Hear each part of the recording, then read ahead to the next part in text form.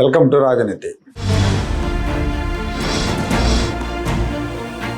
YCP అధికారం కోల్పోయిన తర్వాత కొంతమంది ఆ పార్టీ నాయకులు కార్యకర్తలు రప్ప అంటూ రెచ్చిపోతున్నారు. జగన్మోహన్ రెడ్డి పుట్టినరోజున మొన్న చూసాం, సెంట్రల్లో మేకపోతుల తలలు నరికి చాలా దారుణంగా ఒకవేటిగా తలలు తెగిపడేట్టు నరికేసి జగన్మోహన్ రెడ్డి ఫ్లెక్సీలకి రక్తాభిషేకం చేశారు. కొంతమంది మీద కేసులు కూడా పెట్టారు. అయినా కూడా వీళ్ళు రప్ప అంటూ రెచ్చిపోవడం ఆగట్లేదు. కొడవళ్ళు గొడ్డళ్ళు పట్టుకొని రెచ్చిపోతారు, కొడవళ్ళతో డ్యాన్సులు వేస్తూ ఉంటారు, సినిమాల్లో చూపించినట్టు చేస్తూ ఉంటారు. జగన్మోహన్ రెడ్డి ఏమో సమర్థిస్తూ ఉంటాడు. సినిమా డైలాగులు కదా వాళ్ళు చెప్తుంది, తప్పేంటి అంటారు. ఆ సినిమాలో ఆ డైలాగ్ పెట్టినోడిని అనుకోవాలి, ఆడేదో పెట్టాడు అనుకోండి, దాన్ని పుట్టుకొని వీళ్ళు మెడకాయలు కోసేస్తామని రెచ్చిపోతూ ఉన్నారు. వీళ్ళ మీద కేసులు పెట్టి వదిలేయటం వల్ల భయం లేకుండా పోతుంది. ఎందుకంటే ఆ సెక్షన్లో ఉంటాయి బెయిలబుల్ సెక్షన్స్. అరెస్ట్ చేస్తారు, తీసుకెళ్తారు, బెయిల్ వస్తుంది, మళ్ళీ బయటకు వచ్చి మమ్మల్ని ఎవడేం బేకలేదని కాళ్ళు ఎగరేస్తూ ఉంటారు, గొడ్డలతో కేకులు కట్ చేస్తుంటారు, మళ్ళీ వస్తే చంపేస్తాం అని బెదిరిస్తుంటారు. వీళ్ళకి ట్రీట్మెంట్ ఇవ్వడంలో ఈ ప్రభుత్వం విఫలమైందని చెప్పాలి. ముఖ్యమంత్రి గారు మేము చట్ట ప్రకారం పోతాం, మేము ప్రతీకారం తీర్చుకోమని పదే చెప్తూ ఉంటారు. వాళ్ళేమో మేము వస్తే మెడకాయలు కోస్తాం అని కత్తులు కొట్టుకొని ఊరేగుతూ ఉంటారు. చూడండి, ఆయన చట్ట ప్రకారం పోతాం అంటారు, వీళ్ళేమో మేము వస్తే నరికేస్తామని కత్తులు కొట్టుకొని ఊరేగుతూ ఉంటారు. తాజాగా కాకినాడలో రెచ్చిపోయారు. వైసీపీ అధికారంలోకి రాగానే రప్ప అంటూ నినాదాలు చేశారు. ఇంకా దారుణం ఏంటంటే ఆ నినాదాలు చేసేవాళ్ళలో మహిళలు కూడా ఉన్నారు. చూడండి, మహిళలు కూడా మేము సైతం అంటూ ముందుకు వచ్చారు మెడకాయలు కోయటానికి. వీళ్ళని ఏదైనా అంటే జెండర్ పేరుతోటి కులం పేరుతో వస్తారు. మళ్ళీ వీడియో చూడండి ఒకసారి.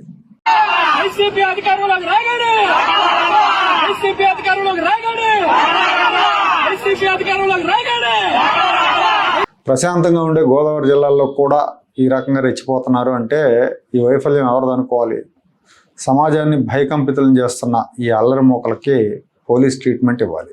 కేవలం అరెస్టులు సరిపోవు, వీళ్ళకి అరెస్టులతో వీళ్ళు ఆగరు, వీళ్ళకి ట్రీట్మెంట్ ఇవ్వాలి. ముఖ్యమంత్రి మంత్రులు వీళ్ళంతానేమో మంత్రిమండలి అంతా పెట్టుబడులు అభివృద్ధి అని తిరుగుతూ ఉంటే రాజకీయం చేసేవాడు లేరు. గ్రౌండ్లో రాజకీయం చేసేవాళ్ళు ఉండాలి.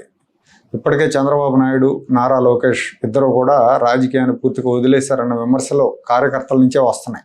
గ్రౌండ్లో ఏం జరుగుతుందో తెలుసుకోకుండా ప్రభుత్వం పాలన అంటూ బ్యూరోక్రాట్లకు పెత్తనం ఇచ్చి గతంలో చేసిన తప్పులే మళ్ళీ చేస్తున్నారు. ప్రజలు అన్నీ గమనిస్తూ ఉన్నారు. ఎక్కడికైనా ఏదైనా పెళ్ళిళ్ళకి కానీ ఫంక్షన్లకు కానీ వెళ్ళినప్పుడు వస్తుంటారు, వచ్చి మాట్లాడుతూ ఉంటారు. చర్చ అంతా ఇలాంటి విషయాల మీద జరుగుతూ ఉంటుంది.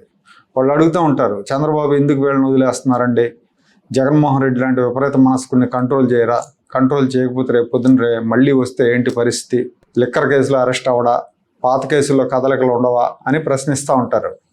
అలాగే ఎన్నికల్లోపు అమరావతి పూర్తి అవుతుందా, అమరావతి పూర్తి చేయకపోతే జగన్మోహన్ రెడ్డి మళ్ళీ వచ్చాయంటే దాన్ని మళ్ళీ ఆపేస్తాడు కదా, ఇట్లా చాలా ప్రశ్నలు అడుగుతూ ఉంటారు. అందరిలో చాలా సందేహాలు భయాలు ఉన్నాయి. 29 నాటికి ఏం జరుగుతుందనే భయం ఉంది. వీళ్ళందరికీ ఏం చెప్పాలో అర్థం కాని పరిస్థితి. జగన్మోహన్ రెడ్డి దాకా కాదు, అసలు ఎక్స్ట్రాలు చేస్తున్న ఆయన పార్టీ నాయకులు, కత్తులతో ఊరేగుతున్న కార్యకర్తల మీద చర్యలు తీసుకోవడానికి కూడా వెనక ముందు ఆలోచించడం ఏంటో నాకు అర్థం కాదు. ఎంతసేపు అరెస్టులు చేస్తే సింపతి వస్తుందన్న భయమే, అరాచకులకు కళ్ళం వేద్దామనే ఆలోచన ఉండదు. అసలు ప్రభుత్వం పనిచేస్తుందా, వాళ్ళ అరాచకానికి గుడ్లు అప్పగించి చూస్తుందా అన్న సందేహం ప్రజలకు వస్తుంది. ఈ రౌడీ ముఠాల మీద కఠిన చర్యలు తీసుకోకపోతే ఎన్నికలు దగ్గర పడే కొద్దీ, కాలం గడిచే కొద్దీ భయం తగ్గుతూ ఉంటుంది. వీళ్ళ అరాచకాలు పెరుగుతూ ఎన్నికల దగ్గర పడే కొద్దీ రోడ్ల మీదకి వచ్చి రెచ్చిపోతూ ఉంటారు. 2015, 2019 మధ్యలో వచ్చినట్టుగా ఇప్పుడిప్పుడే ముసుగు వీరులు కూడా బయటకు వచ్చి మాట్లాడుతున్నారు. కులాల పేరుతో, ప్రాంతాల పేరుతో సోషల్ మీడియాలో విద్వేషాగ్ని రగిలిస్తూ ఉన్నారు. ఎక్కడో ఎవరో ఏదో చేస్తే, లేకపోతే ఏదో మాట్లాడితే దాన్ని తెలుగుదేశం పార్టీకి రుద్దుతున్నారు. వీళ్ళందరినీ చట్ట ప్రకారం డీల్ చేస్తే ఆగరు వీళ్ళు. వీళ్ళకి పోలీస్ ట్రీట్మెంట్ ఇవ్వాలి. చంద్రబాబు, లోకేష్ వీళ్ళిద్దరిలో ఒకరు పూర్తిగా రాజకీయాన్ని, గ్రౌండ్ని, క్యాడర్ని, రెచ్చిపోతున్న ప్రత్యర్థుల్ని చూసుకోవాలి. చూసుకోకపోతే రాబోయే రోజుల్లో రాజకీయం చేయడం కష్టం అవుతుంది. ఎప్పుడూ అభివృద్ధి గెలిపించదు. అభివృద్ధి గెలిపించదని గతంలో చంద్రబాబు గారికి చాలాసార్లు అనుభవం అయింది. అయినా కానీ ఆ అనుభవం నుంచి ఆయన పాఠం నేర్చుకోవట్లేదు. ఇప్పుడున్న ప్రత్యర్థి కూడా సాదాసీదా ప్రత్యర్థి కాదు, క్రిమినల్ ఆలోచనలు ఉన్న ప్రత్యర్థి. నడి రోడ్డు మీద మేకపోతుల తలలు నరికిన వాళ్ళని ఇంటికి పిలిపించుకొని అభినందించిన మనస్తత్వం అతనిది. రేపు పొద్దున పొరపాటున అతను అధికారంలోకి వస్తే వాళ్ళ నడి రోడ్ల మీద మేకపోతుల తలలు తెగిపడినట్టు టీడీపీ కార్యకర్తల తలలు తెగిపడతాయి అతను అధికారంలోకి వస్తే. వాళ్ళు అదే చెప్తూ ఉన్నారు, అతను ప్రోత్సహిస్తున్నాడు, ఇది తప్పు అని చెప్పట్లేదు. 29లో అధికారంలోకి వస్తే రప్పానే అంటున్నారు వాళ్ళు. వాళ్ళని కంట్రోల్ చేయకపోతే రేపు ఎన్నికల్లో పార్టీ కోసం నిలబడి పనిచేసే కార్యకర్తలు దొరకరు.